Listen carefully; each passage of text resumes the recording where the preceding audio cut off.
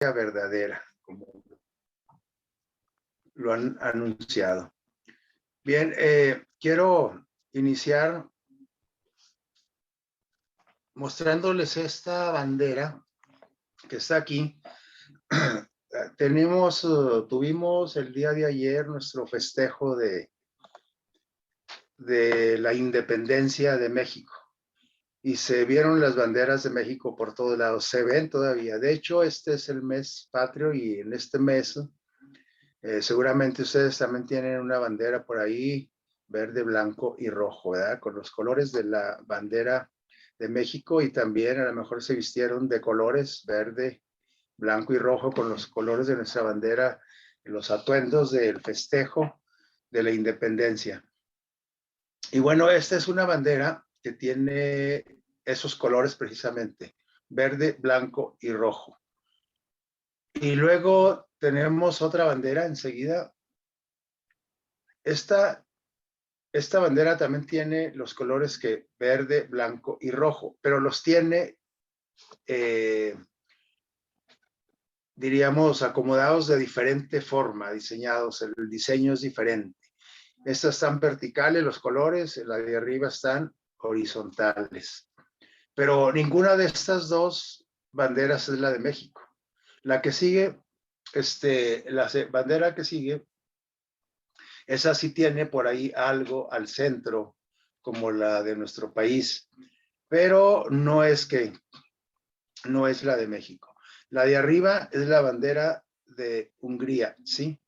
La de arriba, la de las transversales, las líneas transversales. La que sigue, pues es la de Italia. Creo que es la que más conoce la gente, que se parece mucho a la de México. Y luego tenemos otra, esta es la de Irán, esta que tiene este símbolo ahí al centro, con las líneas transversales. Y luego esa otra que pusieron ahorita, que la otra banderita, esa también tiene, esa los tiene horizontales los colores, pero si se fijan, no los tiene en el orden de la de Irak, pero no los tiene, no, tampoco los tiene en el orden de Irak, ni tampoco en la de arriba, en la de Hungría, pero sí son horizontales. Esta es la bandera de Bulgaria. Y luego la que sigue es la bandera de Tajikistán, se llama este país. Aquí vemos nosotros también los colores horizontales y también con un símbolo, con un logotipo en medio, pero tampoco es la de México. La de México es esa precisamente que acaba de aparecer. ¿Y qué la distingue de las demás? Por ejemplo, la de Italia se parece más porque tiene los colores acomodados de la misma forma, verticales y en el mismo orden, verde, blanco, rojo. Sí, pero la bandera de nuestro país tiene una águila y no cualquier águila en el centro. Lo tiene en el color blanco para empezar en el centro, pero es una águila que está devorando una serpiente, pero la águila está posada, está parada en un nopal. Esa es la bandera de nuestro México. Entonces, si a nosotros nos enseñan cualquiera de las otras banderas y nos dicen, esta es tu bandera, pues no, porque yo conozco mi bandera. Y yo sé que es verde, blanco y rojo, pero los colores verticales y en el orden, como está aquí en la imagen, primero verde, luego blanco y luego rojo, y además tiene al centro una imagen de un águila devorando una serpiente posada sobre un opal.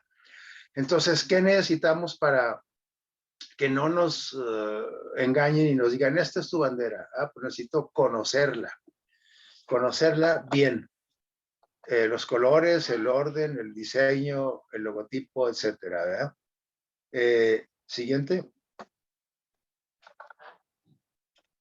Igualmente, como se titula nuestro tema de hoy, la iglesia verdadera, igualmente hay muchas iglesias. Por ejemplo, ahí tenemos algunos dibujos de diferentes estilos de iglesias. Ahí vemos unas iglesias orientales, ¿verdad? Japonesas, chinas, vemos algunas árabes, vemos algunas de diferentes estilos. Bueno, pero estos son diseños de estructuras, de construcciones de iglesias, ¿verdad? Y ahí no podríamos decir dónde está nuestra iglesia, porque bueno, en relación a la construcción, pues los diseños son muy variados. Entonces, para nosotros conocer nuestra iglesia verdadera, para identificarnos, así como mexicanos con nuestra bandera, para identificarnos con la iglesia de Cristo, con la iglesia verdadera, necesito conocer sus características, ¿sí? Sus características. Y aquí enseguida tenemos un texto, ¿sí? Que se encuentra en Apocalipsis 14:12, el que leyó Dani, dice, estas son algunas, porque la iglesia de Cristo tiene muchas características y debemos de conocerlas todas para que nadie nos diga, esta es tu iglesia, ¿sí? O esta es la iglesia verdadera. No, la iglesia verdadera debe tener muchas características que el Señor nos dejó en su palabra. Pero estas son al menos tres de las que más resaltan, ¿sí? Aquí está la paciencia de los santos, es decir, de los componentes de las personas que componen la iglesia de Cristo, la iglesia de Dios, la iglesia verdadera. Dice, ellos, para empezar, deben de tener paciencia, ¿verdad? Deben de ser pacientes, debemos de ser modelos de paciencia ante el mundo. Y que digan, cuando digan, esa persona como es paciente, seguramente es cristiana, ¿verdad? Luego, ¿qué otra característica dice? Guardan los mandamientos de Dios. Todos los mandamientos de Dios. No dice, guardan una parte de los mandamientos de Dios. ¿Qué más? Y tienen la fe de Jesús y la fe en Jesús. En y de. La misma fe que manifestó Dios, Cristo, cuando estuvo aquí en la tierra, y la fe en él puesta. Entonces, paciencia, guardar los mandamientos y la fe, estar en la fe de Jesús, tenerla y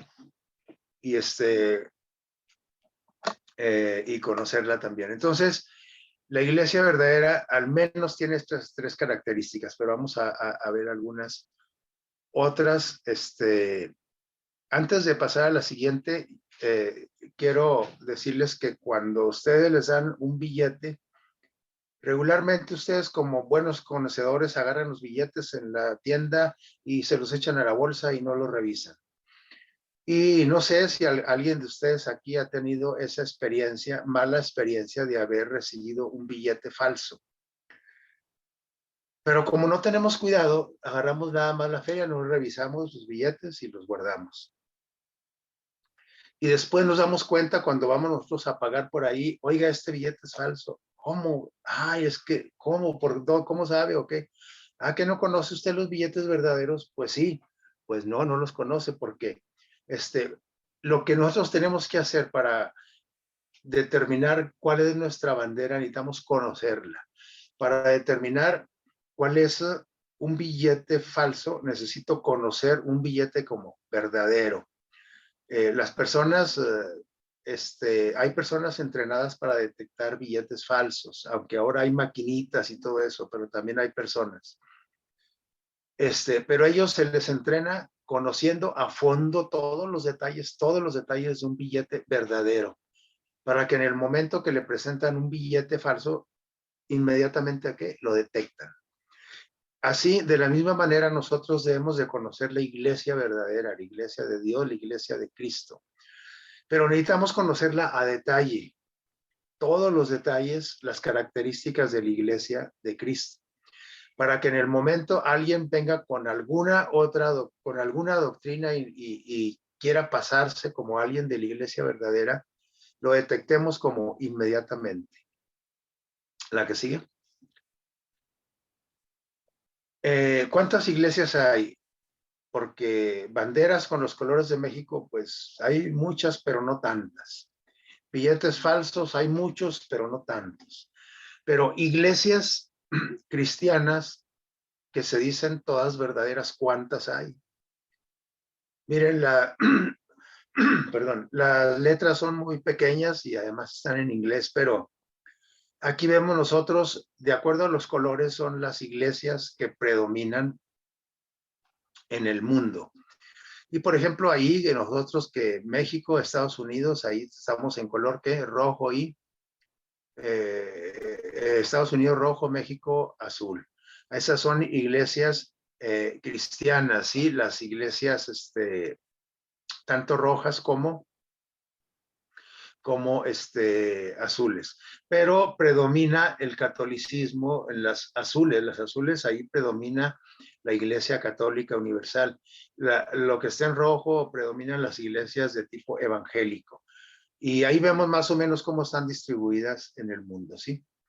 En la que sigue es una diapositiva similar, pero con otros colores. Aquí nos dice ya más específicamente que las iglesias que están en el mundo. Por ahí tenemos la página de internet, si ustedes quieren consultarla, y nos vamos a quedar impresionados la cantidad de iglesias cristianas que hay. Las grandes iglesias, pues las conocemos, ¿no? El cristianismo, el shintoísmo, budismo, los maometanos, etcétera. Pero dentro de las iglesias del cristianismo, ahorita vamos a ver cuántas iglesias hay y nos vamos a quedar sorprendidos. Entonces, de ahí tenemos que nosotros que escoger de entre esos miles de iglesias, cuál es la verdadera. La que sigue. Estas son las principales iglesias. Ahí tenemos la cantidad de feligreses, ¿sí? ¿Y cuál tenemos la más grande? Tenemos la iglesia más grande, es el cristianismo, con un 33%. Solo que el cristianismo está dividido en dos partes. El 22% pertenece a la Iglesia Católica y Ortodoxa, ¿sí? Y otros derivados por ahí de la Ortodoxa. Y solamente el 11% de los cristianos son evangélicos, es decir, no son católicos ni son ortodoxos. Ahí encajamos nosotros en ese 11%. Pero todo lo amarillo son las iglesias que creen en Cristo, las cristianas.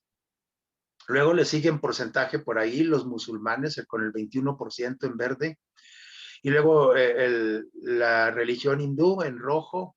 Y luego las personas que están sin religión, el 18%, lo que está en morado, esos son las personas ateas o que no tienen interés por ninguna religión, aunque algunos de ellos dicen creer en Dios, ¿sí? Pero, y luego ya tenemos otras más, porcentaje más pequeños, ¿sí? Los budistas, los animistas, el shintoísmo, los judíos, ahí viene también el judaísmo y otros. Entonces, esto es para que nos centremos y veamos nosotros lo difícil que es, o más bien lo fácil que es que podamos ser engañados si alguien nos presente a la iglesia disque verdadera y podamos ser engañados. La que sigue. Por ahí está también la fuente si alguien quiere tomarle alguna foto y consultar después en internet. Miren, ahora sí, en 1980, atrás, o esa es la que sigue, dice, la anterior, ¿cuál es? Anterior a esta. Ok, sí, entonces estamos bien. En 1980 teníamos 20.800 denominaciones cristianas en el mundo. ¿Cuántas? 20.800. Entre ellas está la Iglesia Adventista del Séptimo Día. Entre esas 20.000 estaba. Pero eso fue en 1980. Vamos a ver la siguiente cifra. La siguiente cifra, en 1985, 5 años después, ¿cuántas denominaciones más se registraron? Otras 2.000 y feria, ¿no? 22.190 en todo el mundo. Y luego la que sigue, vamos a ver cómo fueron multiplicándose las iglesias cristianas. 23.000 denominaciones que compiten entre sí y frecuentemente se contradicen, dice la ONU. La ONU lleva ese registro, las Naciones Unidas. Pero en el 2000, miren cuántas teníamos ya. 33.000 denominaciones. Iglesias cristianas, todas evangélicas, bueno, cristianas. La ONU dice que compiten entre sí todas esas 33.000 y frecuentemente que se contradicen. Entonces quiere decir que no son iguales, Son cristianas todas, pero no son iguales, tienen alguna diferencia. Eso fue en el 2000. El actual incremento neto, hoy, en el 2022, es de 270 iglesias, denominaciones por año, ¿sí? En la semana son 5 nuevas, es decir, en esta semana que termina, porque hoy es el 7º día de la semana, en esta última semana se crearon 5 nuevas iglesias cristianas. ¿Qué les parece? Por ahí están en las páginas de internet si alguien quiere consultar. Entonces, de esas 33, vamos a quedarnos con las 33,000 desde el 2000, ¿sí? Aunque ya pasaron 22 años, usted súmele 270 por año más. Pero vamos a quedarnos con las 33,000. ¿Cómo vamos a saber cuál de esas 33,000 es la iglesia verdadera, la que Cristo fundó? ¿Cómo? Conociendo la iglesia de Cristo. Tenemos que conocerla bien para que no llegue alguien y nos toque a nuestra puerta y nos diga, le venimos a presentar la verdad, ¿sí?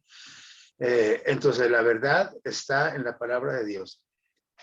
El Señor Jesús nos la dejó y nos dejó las características. Todas esas 33,000, que ya no son 33,000, son muchos más, cada una dicen tener que la verdad. Todas dicen, yo soy la iglesia verdadera, ¿sí? Los mormones, los bautistas, metodistas, católicos, todos dicen, esta es la iglesia verdadera. Y nosotros también decimos que esta es la iglesia verdadera. Pero dice aquí, todos los que llegaron a ser salvos bíblicamente fueron añadidos a esta iglesia. ¿Cuál? A la iglesia verdadera. Este registro lo tenemos ahí en Hechos, capítulo 2, el verso 41 y el 47. Dice que todos los días, es decir, la iglesia expandía el evangelio, el mensaje, y todos los días que se añadían a la iglesia los que debían de ser salvos, los que llegaron a ser salvos. Nosotros, entre esos estamos usted y yo, que nos añadimos un día a la iglesia de Cristo. Pero yo debo estar seguro si estoy en la iglesia de Cristo, si estoy en la iglesia verdadera, esa iglesia que fundó Cristo hace 2000 años, que está registrada en el capítulo 2 de Hechos, donde se empezaron a agregar, ¿se acuerdan? Primero eran 12. La iglesia de Cristo eran 12 y la familia de Cristo, bueno, su mamá nada más, porque sus hermanos todavía ni creyentes eran. Y luego después eran 120, y luego después fueron 3,120, y luego después fueron 8,120. Y siguió creciendo la iglesia de Cristo. De 8,120 fueron creciendo hasta la fecha que ahora son 33,000, o somos el 33% del total de habitantes en el mundo. Pero de ese 33%, hay 33,000 iglesias y todas dicen que tienen la verdad. Por eso tenemos que ver las características distintivas. Existe una cédula de identidad, una credencial, un café para identificar a la iglesia de Cristo, la iglesia verdadera. Aquí tenemos algunas citas, no vamos a detenernos, solamente vamos a recalcarlas. Usted si quiere anotarlas o tomarle una captura de pantalla, una foto, para que estudie el tema más a profundidad, ya con calma. Primero dice que el que persevera en la doctrina de Cristo, es decir, los componentes de la iglesia verdadera son gente que persevera en la doctrina de ¿quién? De Cristo, sin desviarse a la izquierda, a la derecha, sin cambiarle nada, sin ponerle, sin quitarle, sin sugerir y sin decir, es que ya estamos en otro tiempo. En los tiempos de Cristo, pues la iglesia debía de ser así, porque pues fue hace 2000 años. Estamos en el 2022, la iglesia tiene que tener cambios. Mentira. La iglesia de Cristo no debe de tener cambios doctrinales. ¿De acuerdo? Segunda de Juan, versos 9 y 10. En primera de Juan, capítulo 4, versos 2 y 3, la iglesia de Cristo la iglesia verdadera tiene que reconocer a Jesús como Dios y Salvador. Atención aquí. porque hay una iglesia que es muy popular, una iglesia evangélica, que está dentro de esas 33,000, que reconoce a Dios como el creador, pero no reconoce a Jesús como Dios. Mucho cuidado. Y ellos son muy trabajadores. Y ellos pueden llegar a tu casa y decirte, estamos en la iglesia verdadera, y tú te puedes ir con ellos. De hecho, conozco adventistas del séptimo día que se han ido para allá porque nunca llegaron a conocer la iglesia verdadera, entonces fácilmente fueron desviados. Reconocen a Jesús como Dios y Salvador. Hay iglesias, es incongruente, pero hay iglesias cristianas que no reconocen a Jesús, a Cristo como el Salvador. ¿Cómo está eso? Y se dicen ser cristianas. Juan 14:15 dice que la iglesia verdadera guarda sus mandamientos. Guarda sus mandamientos. ¿Qué más? 1 Juan 4:6, oye la palabra de Dios. Tiene que oírla para poder guardarla, como decíamos ayer en el tema. Apocalipsis 14:12, que es lo que leímos al principio, tienen los mandamientos de Dios y ¿qué más? Y la fe de y en Jesús. Apocalipsis 12:17 dice que habla también tienen los mandamientos de Dios, pero también tienen el testimonio de quién, de Jesucristo, dice Apocalipsis 12:17.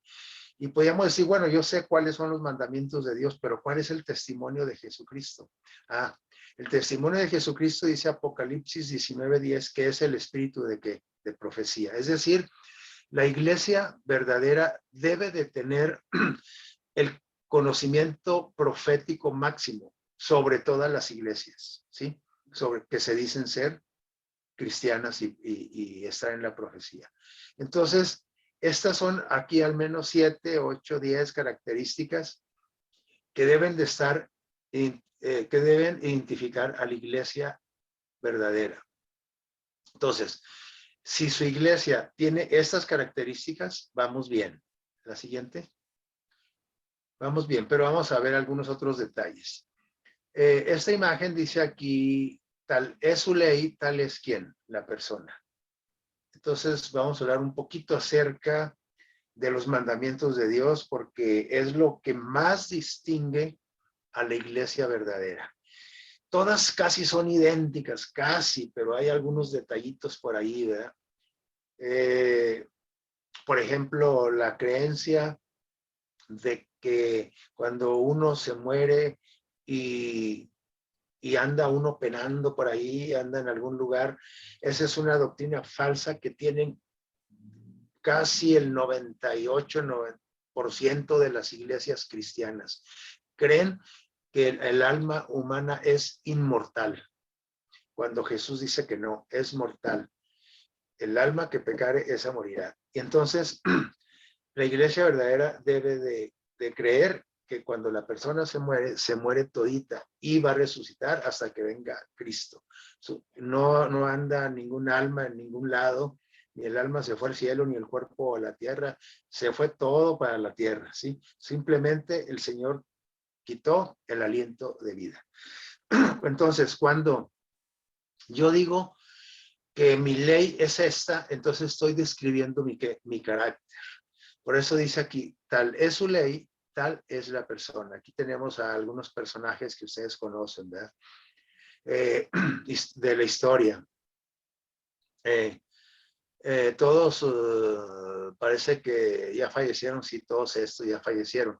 Pero ellos tenían una ley y esa ley los describía idénticos, ¿sí? Así como eran sus leyes, así eran ellos. Eran arbitrarios, eran abusivos, eran criminales, era esto, lo otro, pura cosa negativa, ¿sí? Líderes negativos y que dominaron naciones y que tenían oprimido no solamente a su nación, sino sobre otras naciones, tenían mucha influencia. Ellos, así como era su ley, así eran ellos. Entonces, cuando hablamos de la iglesia verdadera, tenemos que ya dijimos que la ley la iglesia verdadera tiene la ley de Dios, los 10 mandamientos. La ley de Dios no es otra cosa más que la expresión del amor de Dios. Es decir, la ley de Dios, los 10 mandamientos, reflejan el carácter de Cristo. Entonces, tal es su ley, tal es su ¿qué? Su carácter. Así son ellos. Así como es la ley de los 10 mandamientos, así es Dios. Entonces, si queremos conocer a Dios, tenemos que conocer su ley, porque la ley es el carácter de Dios. Es la expresión del amor de Dios. Nosotros le tenemos miedo a las leyes, pero es que nosotros le tenemos miedo a las leyes porque el que las ejecuta es el ser humano aquí en la tierra. Las leyes de tránsito, leyes fiscales, leyes de todo tipo. Pero la ley de Dios es una ley de amor. Y nosotros por eso siempre que vimos, es que la ley de Dios, ay no, qué duro, no, es el amor de quién, de Dios. Lo que pasa es que nosotros oímos la palabra ley y luego la asociamos a qué, a corrupción, a dificultad, a sanción, no sé. Pero la ley de Dios es la expresión del amor de Dios, la transcripción de su amor. Como Dios no cambia, entonces su ley ¿qué? Tampoco cambia. ¿El carácter de Dios cambia? No. Y si la ley es el carácter de Dios, entonces la ley jamás cambia, ¿sí? Y esto lo recalco porque dentro de las iglesias cristianas, de esas 33,000, que ya son más, podemos decir que el 1%, el 2% se sujetan a la ley de Dios completa. Porque el resto de las iglesias cristianas dicen que la ley de Dios cambió cuando el Señor Jesús fue sacrificado en la cruz. Dicen que la ley cambió. Y todavía, al transcurso de los años, las iglesias han ido modificando algunas cosas de la ley de Dios. La ley de Dios no cambia porque es el carácter de Dios y Dios no cambia. Siguiente. Luego, quiero ilustrar algo aquí con esta imagen. A que les gusta el fútbol y si les gusta otro deporte, bueno, también. Pero aquí vamos con el deporte más popular, el fútbol. Vamos a imaginarnos nosotros un partido de fútbol sin reglamentos, sin ley, sin reglas, sin normas. Vamos a imaginárnoslo. Pero aparte, sin árbitro. ¿Cómo se desarrollaría ese partido de fútbol? Está por empezar el Mundial de Fútbol en el mes de los últimos días de noviembre y los primeros de diciembre va a tener lugar un evento mundial, la Copa Mundial de Fútbol. Imagínensela sin reglamentos, un partido sin reglamento, sin árbitro. Si con los reglamentos, a los que conocen un poco más de fútbol, con los reglamentos que los conocemos, a los que nos gusta el fútbol, y con árbitro, la situación en los estadios se sale de control, a tal grado que hasta ha habido muertes dentro de un estadio, ¿sí? En un partido de fútbol, con un árbitro, con una autoridad y con un reglamento. Imagínenselo sin reglamento y sin árbitro. Ahora, si ya se lo imaginaron, ¿qué pasaría? Entonces, imagínense una iglesia sin la ley de Dios, sin el reglamento de Dios completo. ¿Qué pasa? Imagínense una sociedad sin la ley de Dios, que efectivamente es la que tenemos, por eso estamos así. Por eso la sociedad a nivel mundial está así, porque la gran mayoría de los habitantes del mundo no tenemos la ley de Dios en nuestros corazones. Bien, la que sigue. Entonces, ¿es indispensable la ley de Dios? Claro, porque el objetivo de la ley, vamos a verlo, la ley es como un espejo, ¿sí? La ley no nos salva, esto quiero dejarlo bien claro. La ley, es decir, si tú guardas la ley de Dios, no te vas a ir al cielo con todo y tenis, no. El que te va a llevar al cielo es el que tú hayas aceptado el sacrificio del Señor Jesús, ¿sí? Que el Señor Jesús haya perdonado tus pecados a través de su sacrificio, esto tomó validez. Y cuando tú lo aceptas como tu Salvador, tú tienes la posibilidad de ir al cielo si todos los días vives la vida en Cristo, hasta que venga el Señor Jesús. Pero entonces la ley, ¿para qué sirve? Ah, bueno, dice aquí, la ley nos sirve para mostrar el pecado, para vernos a nosotros mismos. Por eso decíamos, es como un espejo, como esa muchacha que se está viendo ahí abajo del texto. Dice el apóstol Pablo, Romanos 7:7. ¿Qué diremos pues? Porque muchas iglesias dicen esto. La ley es pecado, o no dicen que es pecado, pero dicen que ya no vale, ¿sí? Algunas iglesias cristianas, la mayoría, hoy. La ley es pecado, dijo Pablo, dijo, de ninguna manera. Porque yo no conocí el pecado sin qué, sino por la ley. O sea, nosotros sabemos que una cosa es mala o es pecado si conocemos la ley. Si no conozco la ley, pues no sé ni lo que es bueno ni lo que es malo. Dice, pero yo no conocí el pecado sino por la ley, porque tampoco conociera que la codicia, si la ley no dijera que no codiciarás. Entonces, el objetivo de la ley es mostrarnos nuestra condición solamente, evaluarnos, ¿sí? Mostrarnos cómo estamos, como el espejo. Cuando usted se ve a un espejo, ahí se evalúa usted y se dice, ay, me pinté la boca, se me fue acá por un lado, por el cachete casi hasta la oreja. Uy, qué malo, déjamelo borro. O ando despeinado, ¿verdad? O el rímel etcétera. O no sé, se me pasó el tatuaje de la ceja y ahora me quedaron las cejas como Pedro Ferriz, ¿verdad? Como cejas de bigote, etcétera. Entonces, pero lo que hace el espejo es señalarnos a nosotros en qué estamos, cuál es nuestra condición. Ese es el objetivo de la ley. Pero es indispensable, ¿por qué? Porque la ley es el carácter de Cristo y yo el único que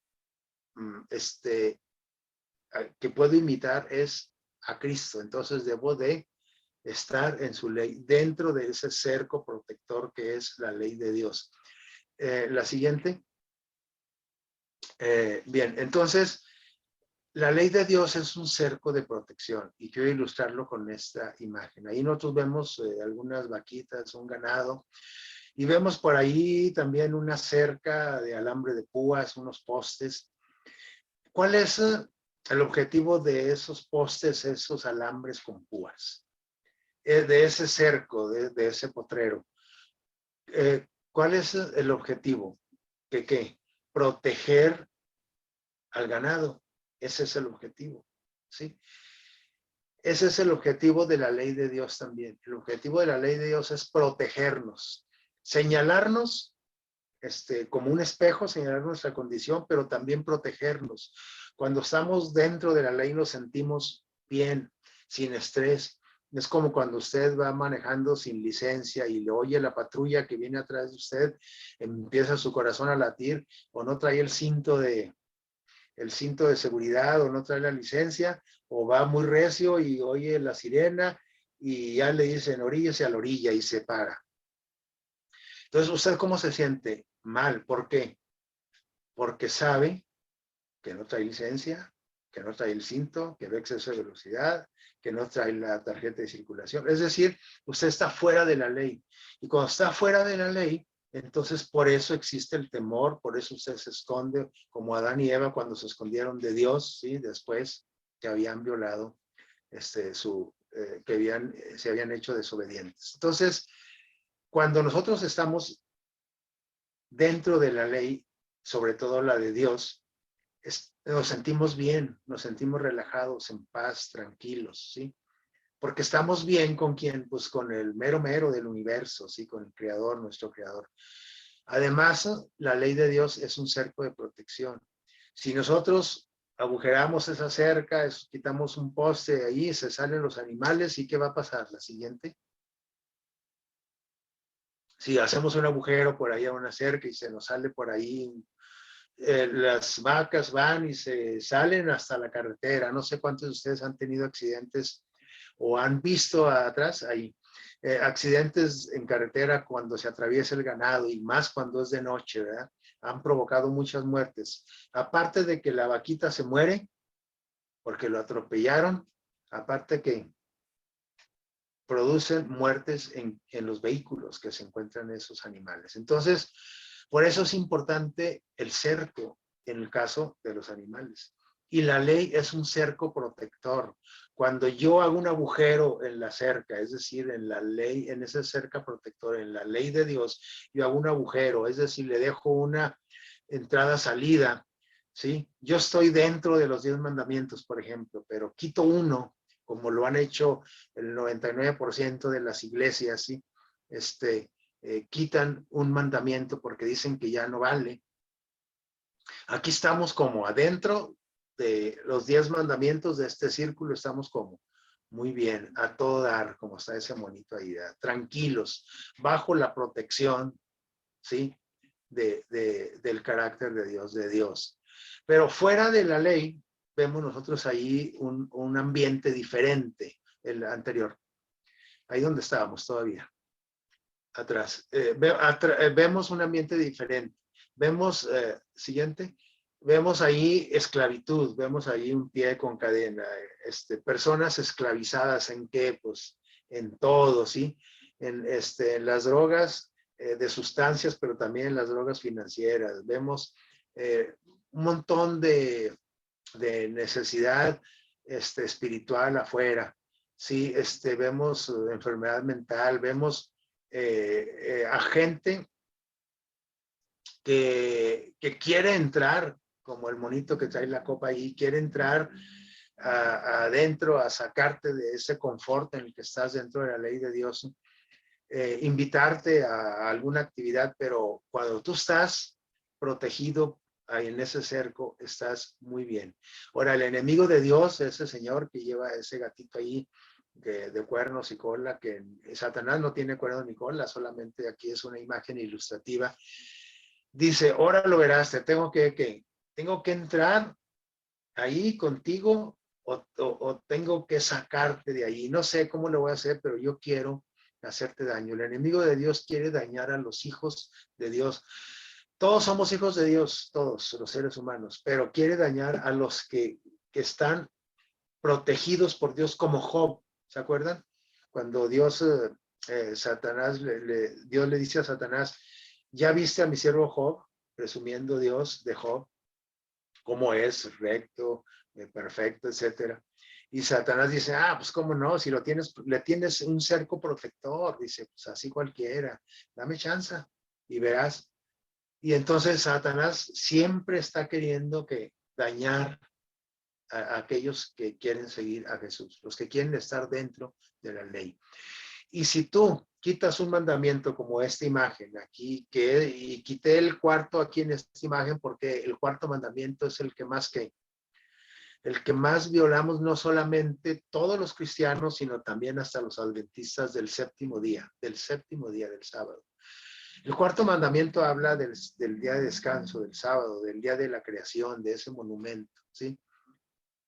Y entonces cuando yo empiezo a quitar el sábado de mi vida, entonces ya nada más tengo ¿cuántos mandamientos? 9. Entonces Satanás que entra y sale como en su casa. Entra y te descuenta y te pega y hasta te arrastra y te saca. Y ahora tú estás en una condición como la que están todo el mundo cuando estamos fuera de la ley de Dios. Entonces nos enfermamos, nos metemos en problemas, dañamos gente, nos dañamos a nosotros mismos, etcétera. Y hay veces que no llegamos a un punto sin retorno, donde ya no hay vuelta atrás. Entonces es muy riesgoso agujerar el cerco protector o quitar uno de los 10 mandamientos, el que sea. En este caso ilustré con el cuarto porque es el que más quitamos de nuestra vida, ¿sí? La siguiente. La ley de Dios es un cerco pues espiritual, por ahí en Romanos 7:14 nos habla de eso. 7:12 también dice que la ley de Dios es como santa, justa y buena. Así es la ley, así la describe el apóstol Pablo. No es pesada, ¿sí? ¿Qué pasa con quien se sale del cerco? Pues ya vimos, ¿sí? Ahí en Salmo 119 y 1 Juan 3:4 hablan, no nos vamos a detener a leer los textos, si quieren anotarlos, pero ahí nos habla de todo lo que nos puede llegar a pasar cuando yo me salgo de ese cerco, así como la vaquita que se salió del potrero y fue a dar a la carretera, ¿sí? ¿Se acarrea qué? Dice Romanos 6:23, se acarrea la muerte, porque el pecado es la infracción de ¿qué? De la ley, y el pecado produce muerte. Entonces, es la destitución de la gloria de Dios, el salirnos de ¿qué? Del cerco protector, es decir, salirnos del cerco de protección. Ahora sí, siguiente. La ley después de Jesús es lo que alegan esas 30 y tantos mil iglesias que no son la iglesia verdadera, pero que están dentro del cristianismo. Ellas dicen que la ley de Dios fue abolida cuando Cristo fue crucificado, ¿sí? Pero miren lo que dice este texto de aquí de Romanos, capítulo 2, ¿sí? 12. Dice, porque todos los que sin ley han pecado, es decir, los que no conocen la ley, como alguien que no conoce para nada a Dios y peca, porque sin duda peca, pues no conoce a Dios. Si los que conocemos a Dios pecamos también, dice, porque todos los que sin ley han pecado, que sin ley también se van a morir. Sí, es decir, no nos excusa, es que yo no sabía, no, pues, ni modo. ¿Cómo no ibas a saber que, por ejemplo, fumar era pecado? ¿No ibas a saber que esta actividad era mala? ¿No sabías tú que esto era malo? Sí sabías, porque la sociedad, como intuición, sabemos, nosotros tenemos reglas también, normas civiles, y estamos también sujetas a ellas. Es decir, yo, si usted va a 100 kilómetros por hora por un bulevar y lo para la policía y le dice, le voy a aplicar una multa porque usted iba a exceso de velocidad. No es cierto, sí, cómo no, iba a 100 kilómetros por hora en este bulevar. Dice, aquí se permite solamente hasta 60 kilómetros por hora. Y usted le dice al policía, ay, mi poli, perdóneme, es que yo no sabía, no me multe, no me multe porque yo no sabía que no se debía de correr a 100 kilómetros por hora. ¿Qué va a decir el policía?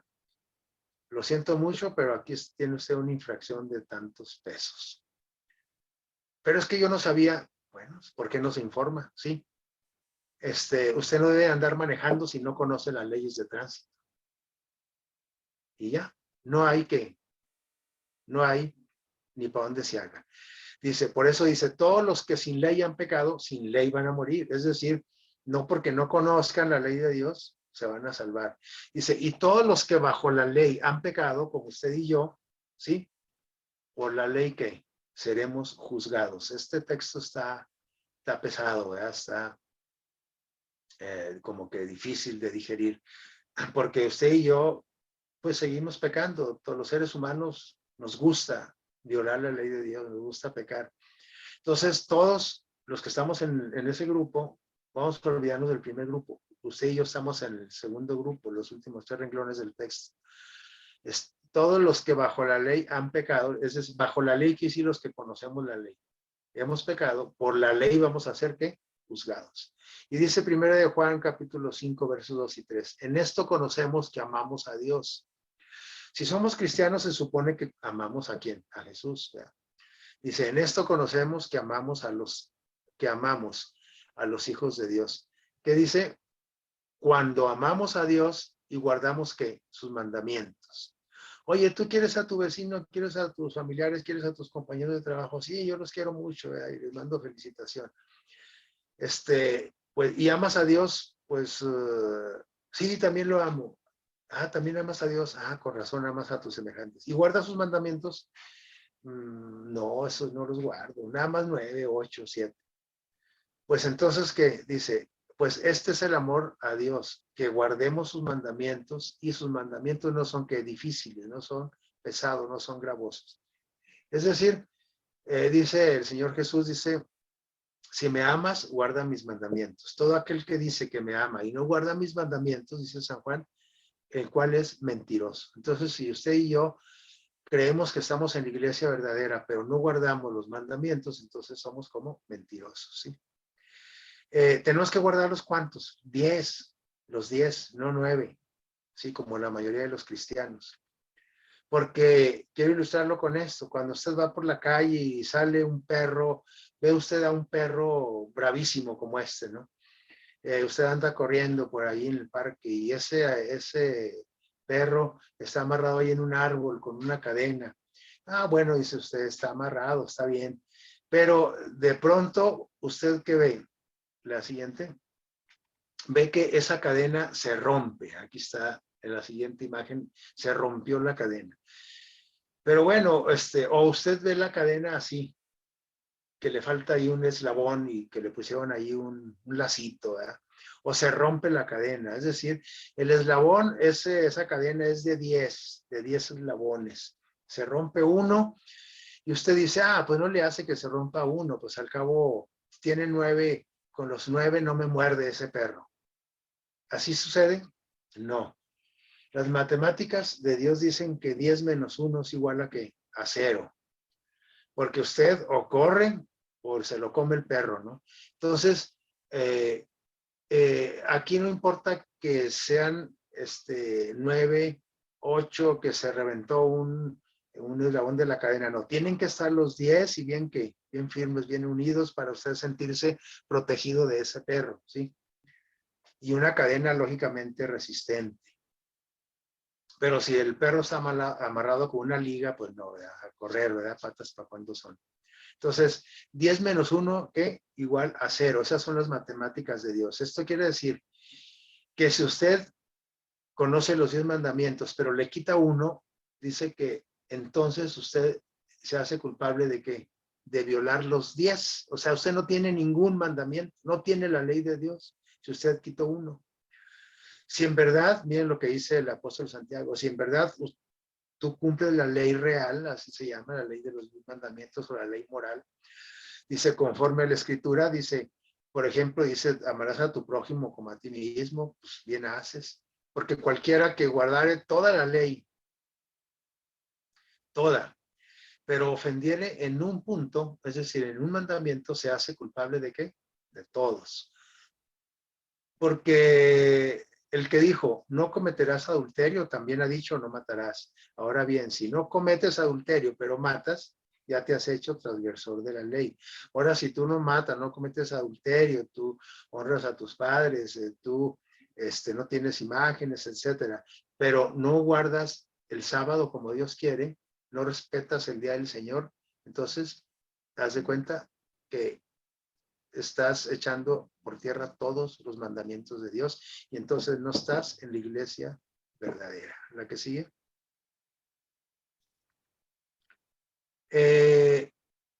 Para los que dicen pues que Cristo vino a cambiar la ley, que quitó unos mandamientos, modificó por ahí, para todos aquellos que han pisoteado la ley de Dios, miren lo que dice aquí Mateo capítulo 5, versos 17 al 19.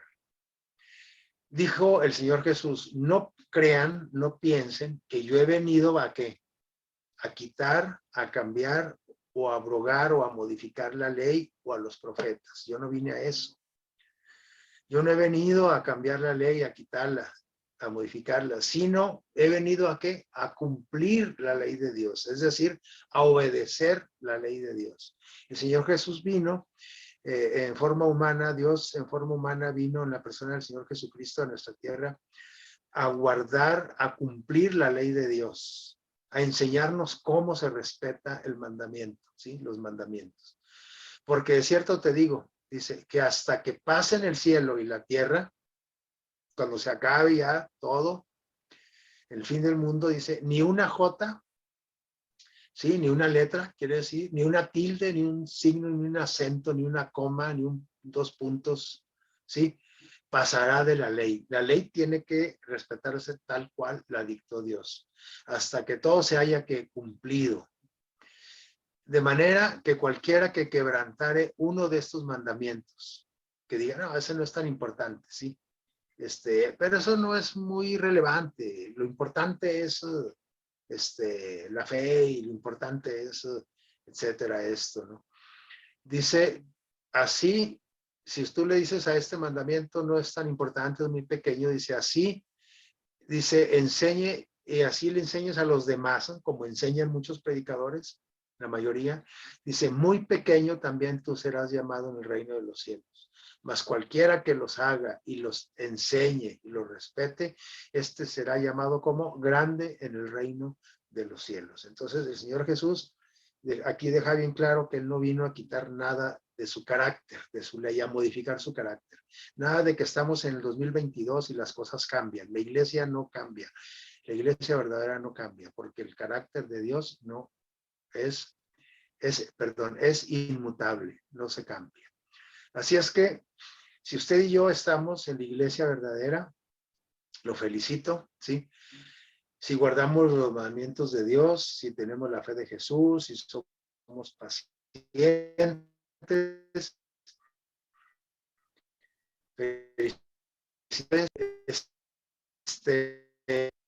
estamos en el Noé, como la familia de Noé. No había otro lugar más seguro que el arca para poder sobrevivir en aquella catástrofe universal del diluvio. Y en la actualidad no hay ninguna nave, ningún platillo volador, ¿sí? Ni nada, ningún medio de transporte hacia el cielo que nos lleve seguros más que la iglesia que Cristo fundó, la iglesia verdadera.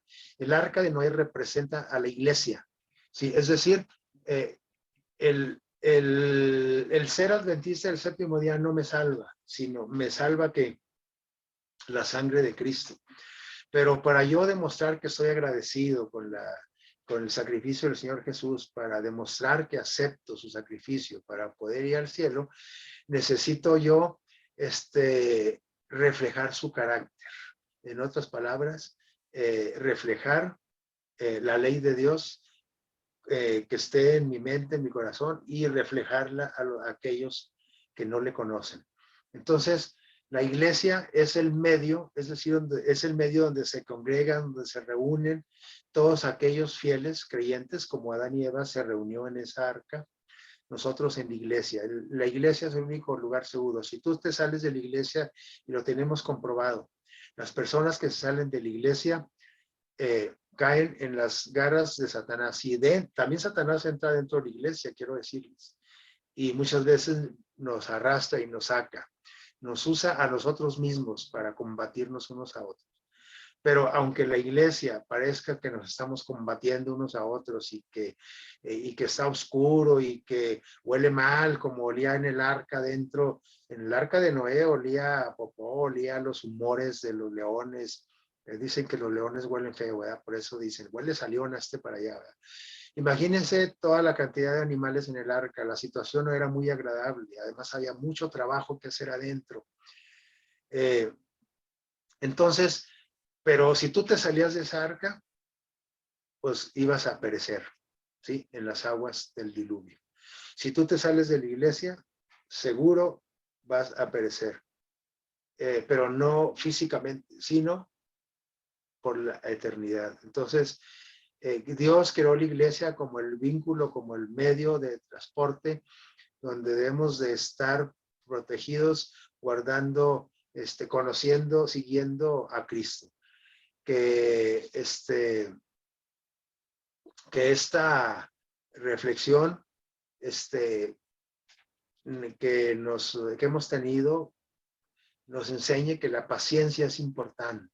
Tenemos que tener paciencia dentro del arca, dentro de la iglesia.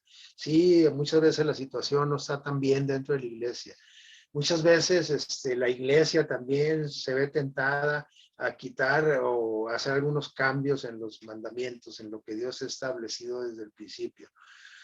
Muchas veces vemos gente que no tiene ni la fe de Jesús ni la fe en Jesús dentro de la iglesia, incluyendo líderes de iglesia.